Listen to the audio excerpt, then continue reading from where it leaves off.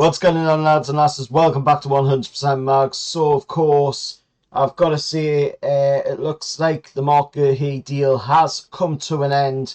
Of course, according to reports going around, Newcastle United are set to walk away.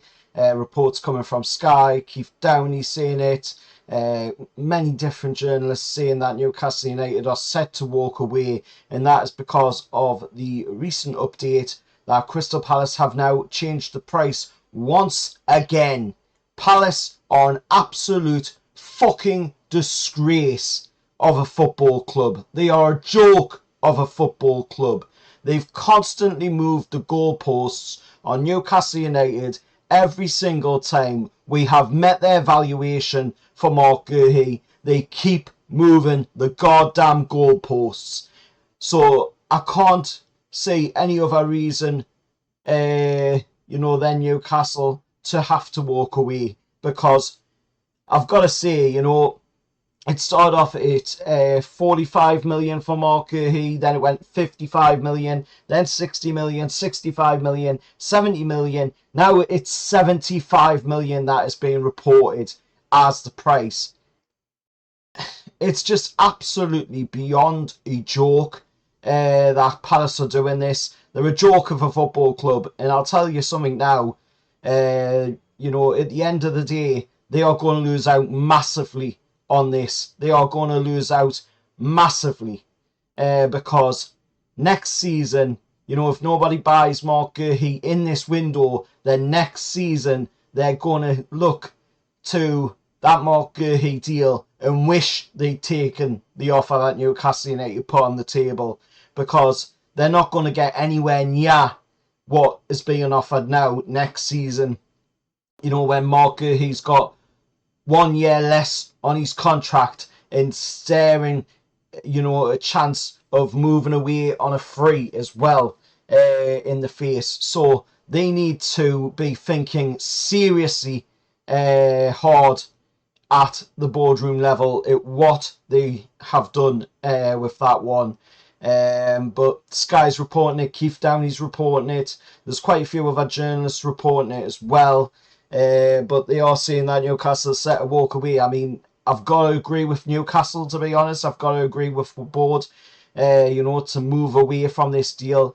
I don't see any value really there. It's 75 million, to be honest, on the Mark Guehi deal. Don't get us wrong, he's a fantastic defender. But for 75 million, that is asking a lot of, Newcastle to be paying that kind of money for Mark Guehi. That is way more than what we paid for Sven Botman.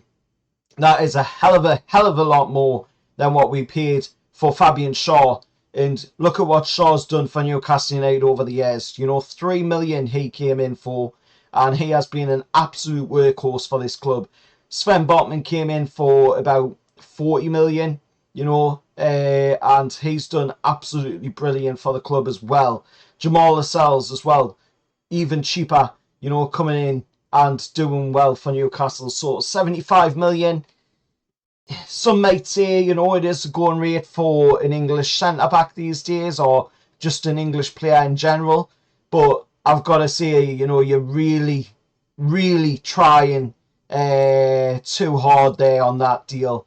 But I've got to say, I'm glad to see Newcastle United have walked away from it, according, of course, to the reports. But we'll have to wait and see, on an official report from the club themselves, if they do put one out, to say if we officially have walked away, or if it's just the media once again, spouting out the news. But Keith Downey's reporting it, so, you can't trust Keith Downey.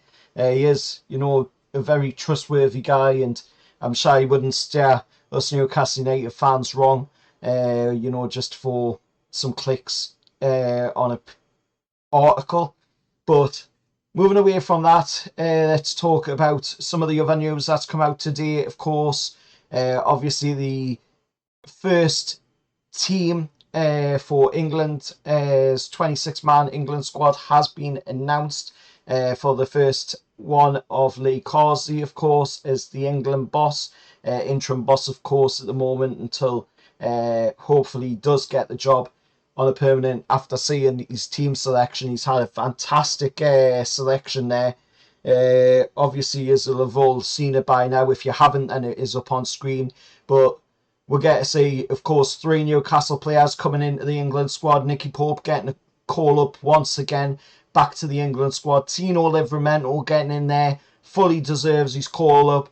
Because he's going to be absolutely amazing. And of course, Anthony Gordon. We all knew Anthony Gordon would get the call up because he was the main man for Lee Carsley in the under-21 tournament, of course, which seen England win the under-21 tournament, of course, just recently as well. Looking at the squad that he's put out there, and the squad that he's called up, it's quite a young squad. There's not too many veterans of the game in there.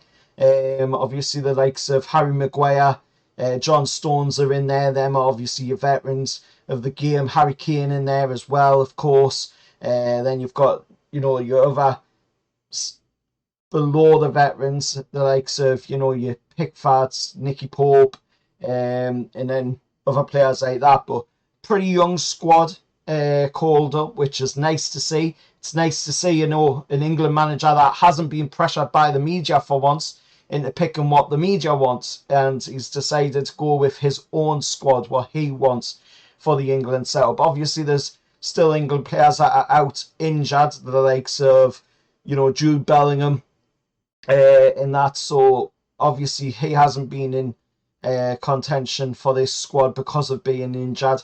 So that meant that, we see a young Man United youngster who's on loan at Lille, I believe it is at the moment, Angel Gomez, coming into the squad. We'll have to see what he can do if he gets a chance in the games. But of course, this is the England squad that will be playing the 2 upcoming UEFA Nations League games against the Republic of Ireland and Finland, coming up, of course, during the international break, which is after the game against Spurs.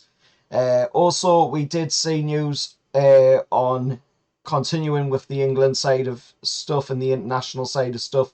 We did see, of course, the news that Kieran Trippier has retired from the international scene. 54 caps for his country, and of course 4 major tournaments. So a massive career Kieran Trippier has had for his country, and of course it's been great to see Trippier, pulling on the England shirt and putting his heart and soul into it, and even more so in these last few years as well, when he's become a Newcastle United player and he's doing it.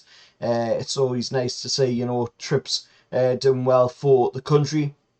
And of course, he's now retired from the international stage, which means that he will be able to focus on what is left of course, his club career, as we're seeing, with Alan Shearer. Shearer did it, retired from the international scene a lot younger than what Trippier's done it, of course, but Shearer did it, he retired from the international scene to continue on his playing career at club level.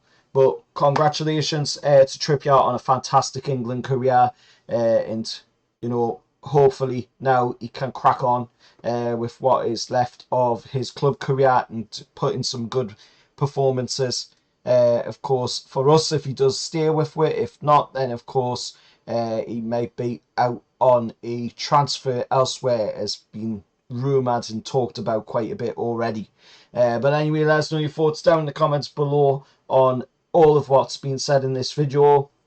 Of course, to talk about the Mark Guehi deal, I'm really annoyed at that one, to be honest, because it has seriously dragged on way too long for the not to be a positive climax to it. And then, of course, the news on the England squad as well, Lee Carsley's first England selection.